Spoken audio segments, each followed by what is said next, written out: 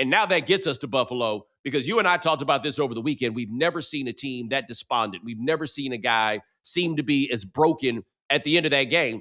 I was shocked that people were shocked that they fired McDermott, A, given how close they had been to firing McDermott the year before, but two, hey, man, it's just somebody loses their job after stuff like this happen. This is how it goes. But I, too, admit that I did not think that this would mean that the general manager would get promoted to the president of football operations. And it's one thing to say, hey, McDermott's got to go. It's another thing to say it's McDermott's fault. And you know they're saying this because the general manager got promoted to president of football operations. Yeah, I didn't think that this was, of all the seasons to say McDermott underachieved, it didn't feel like this was a fair one. Now, we've talked about this before.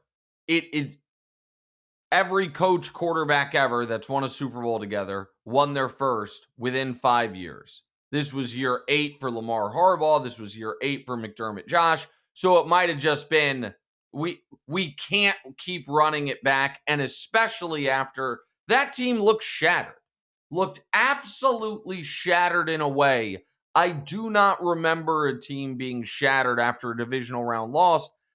They seemed more shattered, at least at the podium, than the 13 seconds game, which also was a divisional round loss. So I get why you say we have to turn the page. It is puzzling to me, and maybe it shouldn't be. Maybe it's as simple as the guy sits next to him during the games, has a relationship with him, has, been talking to him all season long, and the GM has ingratiated himself to ownership. But it is puzzling to me that a team that hasn't made a mid-season acquisition that moved the needle in a half decade, that has had, you could argue, 4 consecutive really shaky drafts, whose biggest swings in free agency have all been misses, that guy gets a raise out of this, a promotion out of this. Presumably a raise. Yeah, presumably a raise too. That part of it was stunning to me. And it also felt like the only person related to the Bills' playoff loss, or the person related to the Bills' playoff loss, whether it's player, coach, or media member covering it, that most acutely understood what happened in that loss was Josh Allen, who I think the reason he was so broken up was because he felt like he had screwed it up for his teammates, which, by the way, is accurate. And that is not an indictment, meaning you're not a great player, you can't be a great player. But Josh was devastated because he's the best player on the team. He's the leader. He's what everything runs through. And he had the worst playoff game of his life and one of the worst games of maybe the worst game of his whole season. And that's why they lost. He got it in a way a lot of other people seem to refuse to get it, in my opinion. Yeah, that was the take that we had over here, was just that he wants to be accountable. I don't understand why it is that nobody else will allow him to. I mean, Kirked out, man. He had 4 turnovers. One of them, a flat-out Kirk out that ended the first half turnover. That was that's indefensible for a player in the 8th year of his career. By the way, they weren't going to get anything out of that play, right? Like, that was every now and then. I say this about guys. They can typically get better, but rarely do they change. And Allen is the rare player that it feels like got better and in some fundamental ways changed over the years, except that right there was in the Josh Allen DNA, right? Yeah. Like, he was addicted to shit like that back in the day. And maybe he had been going to meetings. They got them 12 steps. He'd been in there talking to people and getting through, and he just had a relapse. Well, that's why he's obviously, he's the greatest wild card round quarterback ever. and I don't even say that sarcastically. Like, statistically, he's unbelievable in the wild card round. And in the 2 rounds after that, he's been quite good. He's only been truly great one time in that 13 seconds game, but he's been quite good consistently. But there has been a lot of the player that we always reference in his first playoff game ever, throwing the lateral behind his head, in the waning moments of regulation, on the first drive of the AFC champion, the divisional round game. It was one of the last 2 years, one of the playoff losses to the Chiefs. On the very first drive, on third down, on a designed quarterback run, he panicked and threw a 15-yard forward lateral to a teammate on the first drive of the game. On the final drive of that game, he had a play very similar to one at the end of the first half where he's running with the ball all loose. It gets batted out of his hands. The Chiefs almost scoop and score to win. They end up kicking it. The Bills get the ball back and leads to the Bass field goal. In the AFC Championship game last year, he had 3 fumbles. They happened to recover all 3. So he has been playing with this fire in these biggest spots. They've just been getting away with it. And my biggest issue with, and I don't want to be too meta here, but like the Josh Allen discourse can be summed up in this. Because it's gone past he's the best quarterback in the league and has gotten to people saying he is as talented as any quarterback to ever live. Yes. He is one of the greatest players in league history.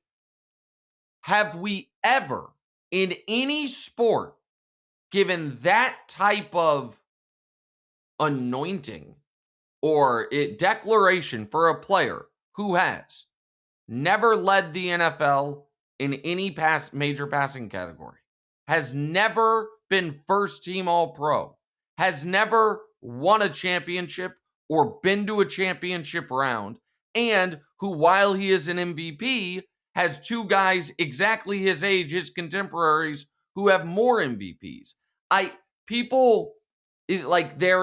Somebody asked me the other day, like, how much of Josh Allen right now is similar to Bron, before he won his first championship, like Bron in 2012. And I said, man, Bron in 2012 had been the consensus, without a shadow of a doubt, best player across at least 5 consecutive, or Kobe fans will get mad at me, call it 3 consecutive regular seasons, had been to the championship round twice, including once his 4th year in the league, right, at 22 years old. There was proof of concept. Like, everyone, it's not that Peyton Manning, before he finally broke through and won in the playoffs, was universally accepted as, in the regular season, the best quarterback in the league. And we knew that because he won more MVPs during his early part of his career than any other player he's playing against. He led the league in passing, led the league in touchdowns. And so Josh doesn't have that, and also has, I was listening to Barnwell, and then I'll stop ranting. And I think Bill is the smartest person covering football. And I text Bill about this. Bill talked about the play right before the end of the half. And he put a little bit on, and I'm pulling up what I text him because it's the exact quote. He put a little bit of it on McDermott for not making it clear to Josh, basically time score situation. And Bill said, and I quote, "You have to be aware you have a lunatic at quarterback." And like, if that is table stakes to Josh Allen, then that has to be a part of whether or not he's the best player in the league. Man, that to me is like the fair piece of it. That's the hashtag GTBW of it all, man. That the idea that you got to work around this white man's limitations, and if you don't, that's your fault. It's the rooting, and this is, you down with us. I say we have to cook out at your house, baby. So you don't necessarily wind up in these situations. It's the rooting for Josh Allen that really came to surface in this loss, right? It's such a tragedy that he just can't get this win, while the juxtaposition has to be Mahomes. That's the only explanation for how this gets to be where it is, and that whenever Allen does something, we don't go to, hey, man, this is on him. It goes to, well, you have to build an infrastructure around him because you know he might burn down the house. Well, and I reject the premise of, well, that team would have been terrible without him. He brought them there. If not for him, they wouldn't have had a chance. If that is the rules of engagement on player criticism when they play poorly in a big spot, then we can never criticize any NBA player for playoff performance, because every single NBA superstar, which the closest comp to star quarterback is NBA superstar, every NBA superstar ever, the reason their team is where they are is because of that guy. So if that therefore means that when James Harden goes 2 for 13 with 9 turnovers, we can't be like, he cost him the game, and folks would be like, well, would the 2017 Rockets have been in that game without him? It's like, no, they wouldn't have, but that doesn't mean he's not accountable for how he played in that spot. And as far as you meant here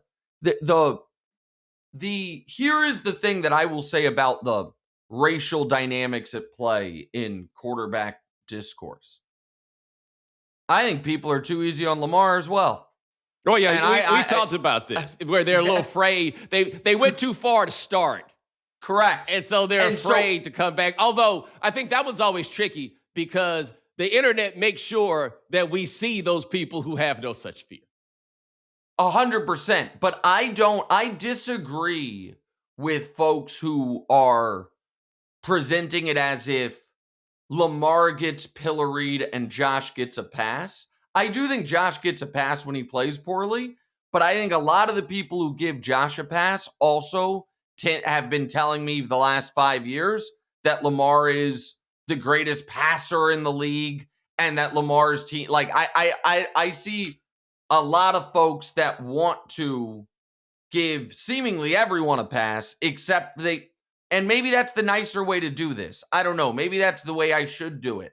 But it's to me very obvious that we have elevated players to a place they haven't quite yet earned in Lamar and in Josh. And then when they are held to the standard of which they have been elevated, which is best player alive, and both of them have been called that repeatedly by certain folks during Patrick Mahomes' prime, when they are held to a Patrick Mahomesian standard and fall short, pointing that out is considered unfair. Or why are we not looking at the roster construction and those such things? And I think that's foolish. All right, so I think one thing, before we go to break, I think there's an important distinction to be made. One, I'll be honest, I have not seen much of the Lamar's best player alive, even with the MVPs. I don't see as much as that. But again, the algorithm gives us what will infuriate us, and they know you. Number two, the difference in this case between Allen and Lamar, and I do get your point about some people cutting Lamar too much slack, is even the people that cut him slack when his team loses in these games, or take when Mark Andrews drops that ball in the end zone. I do not recall the prevailing response on television being what a shame it was that happened to Lamar Jackson, right? And that, like, I agree with that. Yeah, that's where I think there's one. The thing with the Josh Allen stuff is it's one thing to give him slack when he comes up short. The other part is the people outright rooting for him like he's their child. No, that part, the entire media a week ago banged on Lynn Jones, the Jacksonville older lady, for rooting for the Jags, and was like, that's not what we do. And then went out publicly and said, my heart breaks for Josh Allen. Yes. Like that. And so, and again, I'm a weird messenger on this, as you look over my shoulder and there's a Kansas City Star framed of Patrick Mahomes. But I don't claim to be a neutral. Like, I try to be fair to everyone, but I root for the Chiefs. Mahomes, my favorite player. So like, so You know that going in. Folks that claim that they're not rooting for anyone when they are obviously, and by the way, I don't think, Bomani, that is like a phenomenon that is unique to Allen. I think folks did the same for Peyton when it felt like, man, this is a great player who hasn't broken through. Oh, boy. I disagree. I feel like when Okay. when the going got tough for Manning, we were on his neck about it, right? Oh, that's true. And I don't think that collectively the get on Josh Allen's neck thing, the closest we got is at the beginning of that one season where people started pointing out that he was turning the ball over all the time. And then by the time that season turned around, people were apologizing for the fact that they had the nerve to go count things up and balance them against each other and then speak to us about that which they have seen.